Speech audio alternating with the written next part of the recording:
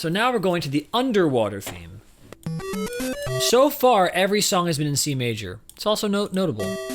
So it's not too jarring from level to level. It feels like we're going to different versions of C. In that sense, the entire score is kind of a mode mixture. Because it's going between parallel major and minor. Interesting.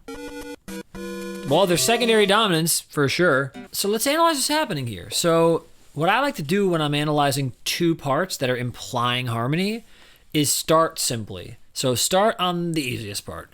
So right here, we have a dominant 7 chord. So this is for sure G dominant 7. And then we kind of go backwards and we see D and B, which are the 5th and 3rd of G. So I'm like, that's G. Now this moving note, you don't need to analyze every single 8th note, but in some ways it's G6. Kind of, you know? And that's fine.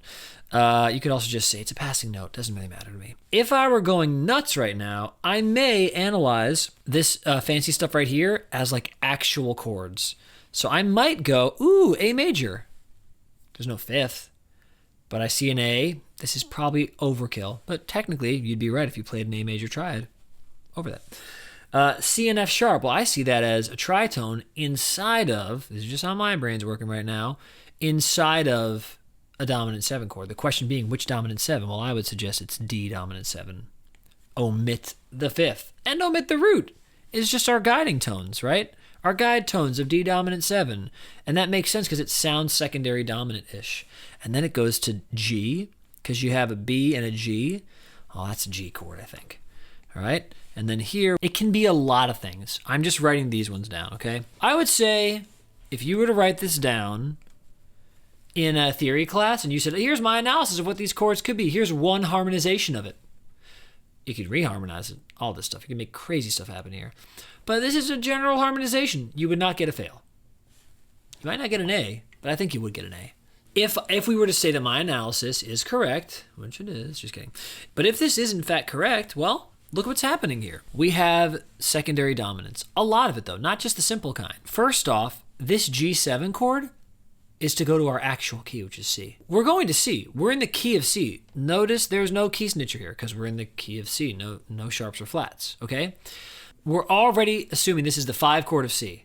So what's A? That's 5 of D, which is the 2, to 5 of 5. Every time you see a slash, it's secondary dominance. To 5 of 5. Then we're doing some chromatic stuff. Yay, to 5. And then really 5/7ing it up. Oh, yeah. So this whole thing is just one. The more slashes you see, the more you know we're not home yet. We want to see a big fat 1. Home. And this is just like, yeah. In fact, if I may, this is almost like this. Huh. What does that look like? Oh, I wonder if we're in the underwater level. I'm kind of stretching there, but it kind of feels like that's what's happening. Da, da, da, da, da, da, da. Also, being in 3/4 is very late. So 5, 5, 5, 5, 5, 5, 5. Honestly, yeah. Yeah, though. So we got this thing. So I'm going to analyze this a little more generally. Oh, BK, thank you. Dude, that's tight. Daniel Radcliffe. I wanted, first of all, let me take a second, guys. 1 second. Thank you for being here. I'm a fan of your acting. I'm a fan of all the causes that you have. I'm Daniel Radcliffe. Oh, okay. And thanks for supporting the arts. Yep, I got it. And I got that part. And I really appreciate what you're into, man. You're such a great man. You were a boy at one point, and now you're a man. And what you're doing with your life is really... This bit ended, didn't it? Great. I'm just going to go up straight up G augmented. All I can think of when I hear that song is SOS by Wes Montgomery. And then 5. Ba-da-da. Let me just like write this correctly, not like a maniac. So for me, when I go to recording sessions, when I write my own songs and make charts for band members, when I'm learning songs for a tour or for a gig, this is my process. And this allows me to show up to a rehearsal. I mean, there were many times during the rehearsals for John where he was like, hey, can you take that part? And I knew that part, and I knew the part he was playing, and I knew the part the other guitar player was playing, because I learned all the guitar parts that were on the record. Generally 2 to 4 parts per song.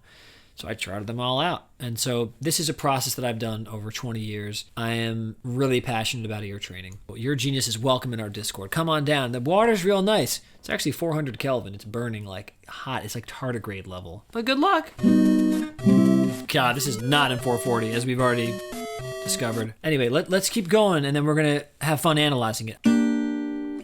I'm smart and good at stuff. I don't like to approximate. I like to get stuff correct. That's actually what's happening. Very nice movement. Because it could have been, or it could have been, but it's not either of those. It's,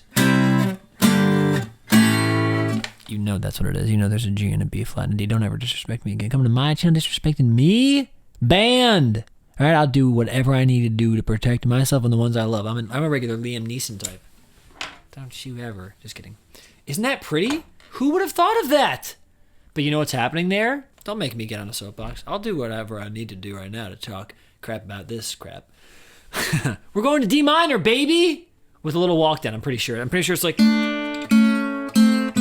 It's something like that. It's a minor 4 chord. Well, you say, Zane, we're in the key of C. C, D, E, F, G. I can count. I may be American, but I can count, bitch.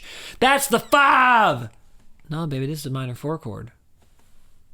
Man, what do you talk about, though? I can spell and write good.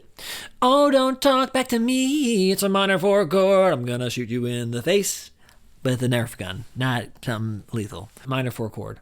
5 chord. Going to D minor. I'm pretty sure. I'm gonna call it A augmented. Because that's keeping in line with what's happening in the rest of the song. You feel me? G13. It's not diminished. It's literally F sharp. Listen to the bass notes, Zane. By the way, random question. Who here played Golden Sun for Game Boy Advance? Because I heard there's a rumor they might come out with a sequel like 500 years later. Man, I love that game, Golden Sun: The Lost Age. Oh man, I was so into it. I was not sure if I was going to stay into RPGs. It was Super Mario RPG, then it was Pokemon.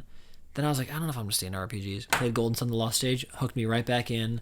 Octopath Traveler was one of my favorite games of the past 10 years. So, what are you going to do? All right, so what's happening in this song? So far, every single Koji Kondo song in this score, in Super Mario Brothers, the original, has a heavy dose of chromaticism. But this time, it's being done differently. Before, in the Underworld theme, it was sort of maniacal. It was just sort of random. You're not sure what the chords are. It's being done with triplets, etc.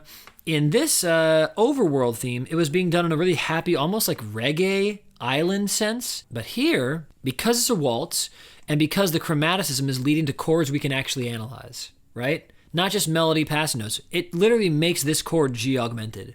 Well, now we have a specific sound. It's sort of like 1930s. Like if I were to play this with a different feel, you might be like...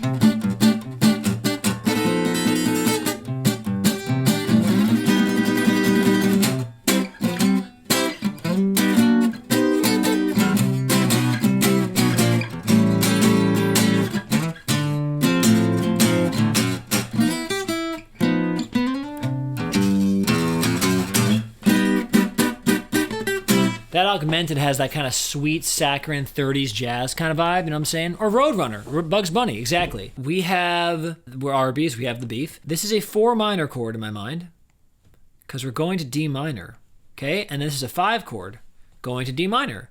Literally, if I'm soloing over these 3 chords, which I will be in a moment, I'm going to play a D like minor scale, get over it. So over this section, I might play a D minor scale, believe it or not. Okay, so this is more old world jazz. Now, the most important question, why does it feel watery? Well, in my opinion, there are a few reasons why. You can't even read this.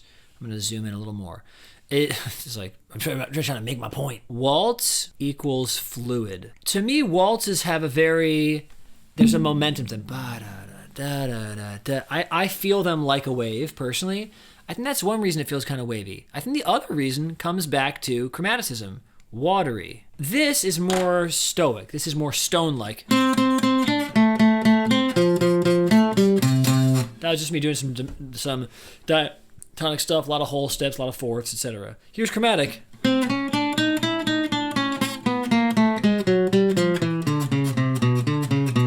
That feels more watery, doesn't it? It's less rock, rock, rock. And it's like... Okay, it's also cascading. So there's a lot of watery elements there. I will say, this is just me reading too much into it, the augmented stuff and the bloopers that are in the water, the way they float up and the way they keep bouncing and they seem kind of like disturbed and kitschy. I think a lot of the way I feel about blooper has to do with this augmented chord, and I'm not joking. It just feels like an unsettled, but not in a scary, terrifying way. Just like, what are you? What are you doing here, you goofy, weird creature? That's my feeling about the jellyfish blooper, guys. Take it or leave it. I will say this intro, the fact that it goes between all these keys, you have all these multiple secondary dominance moments, I think there's something really special about that, where to my ear, I thought we were in the key of G major. I thought there was a key change, and I guess in some sense there is, because there were F sharps, not F naturals, bringing us to like G dominant 7, the key of C. There's like... It's basically just trying to get a secondary dominance to the G, which is actually the 5 of C. So I don't know, that movement too is very fluid. I love this song, I really do. I think this is maybe my favorite, actually. It's very simple, very nice. I hope you enjoyed music theory of Super Mario Brothers. Have a great night and I'll see y'all soon. Love you. Bye-bye.